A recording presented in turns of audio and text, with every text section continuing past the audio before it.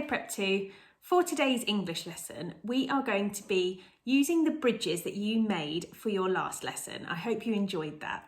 And what we're going to be doing is we're going to be labelling your bridge using the different vocabulary for all of the different parts. Then we're going to be using some verbs to describe the movement, and we're going to be changing them into their progressive form. It's a lot easier than it sounds. And then you're going to have a go at describing how your bridge moves and what all the different parts do. And you're going to be writing an explanation for that as well. So here is my bridge, and I'm hoping it's going to work. If I pull this one and this one, it should be able to let the boat through. Let's try again, shall we?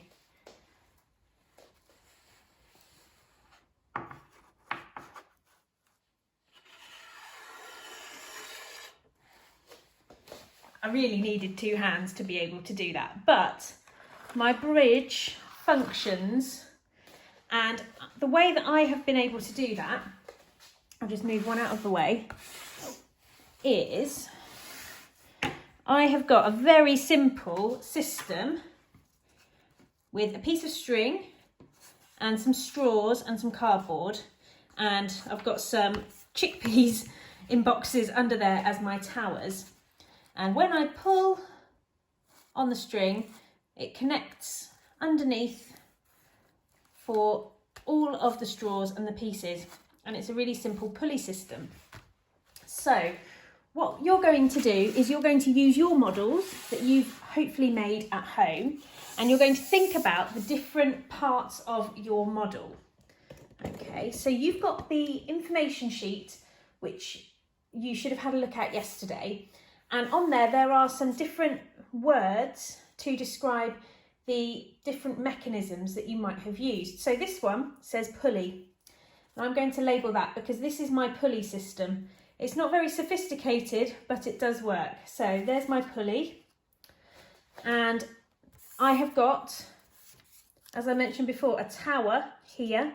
It's not a very high tower, but it was enough to let my bridge open and my boat to come through. So there's my tower. Mine is just made out of some boxes out of my kitchen cupboards. And then I've got the exciting part, which is the bascule, okay? And that is the moving part of the bridge that goes up and down. So there you have it. I have labelled my bridge now with all of those different parts. If you've got a diagram of your bridge that you've drawn, maybe on graph paper, maybe on other paper, you could add those labels in now as well. What we're going to be doing now is we're going to be adding a suffix. So that's something that you add onto the end of a word. We're going to be using the suffix ing, and we're going to be adding it to a verb to make the progressive form. Trust me, it's a lot easier than it sounds. Let's take a look. So let's have a word like lower. So you could say that the bascules on the bridge were going to lower. Okay, so to change it into the progressive form, you add ing. The bascules on the bridge were lowering after the boat passed through. Lower becomes lowering. Easy, right? Let's have a look at another one. We'll do the opposite, lift. We can lift the bascules of the bridge. The bascules are lifting. So by adding that suffix ing to the word lift, lift, lifting, it becomes the progressive form. Now, most of these are very straightforward. Open becomes opening. Wind becomes winding. Stand, standing. Support becomes supporting. Now there are a couple of words where this becomes a bit more tricky. So a word like close and rotate. So you could say that the road is going to close when the bridge opens, or the cogs rotate when the pulley is turned.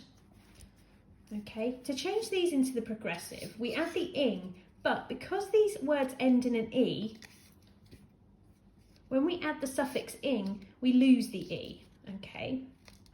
So close becomes closing minus the E. So you can see that there, okay?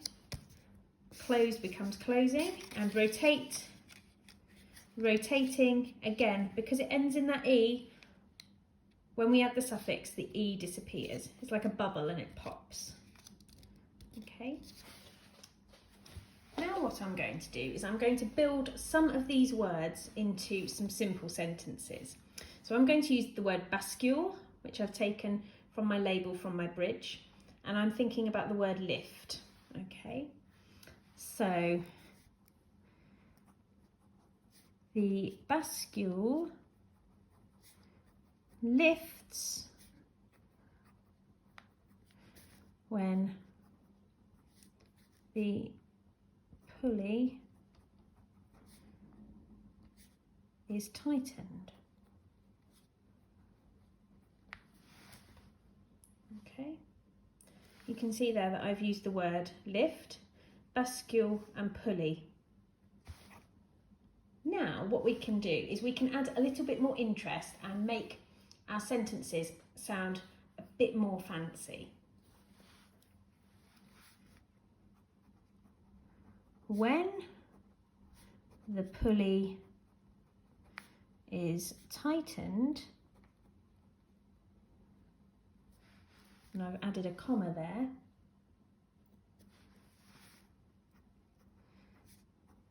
the bascules are lifted. Can you see the same information is in both of these sentences, but by changing the sentence order, this sentence sounds a little bit more scientific, doesn't it? When the pulley is tightened, the bascules are lifted. Now, what I would like you to do is to use some of the labels from your bridge and maybe think about some of the vocabulary that we have shared today. And I would like you to have a go at writing some descriptions like I have of how your bridge works. You might want to use 2 or 3 sentences to describe the different moving parts and mechanisms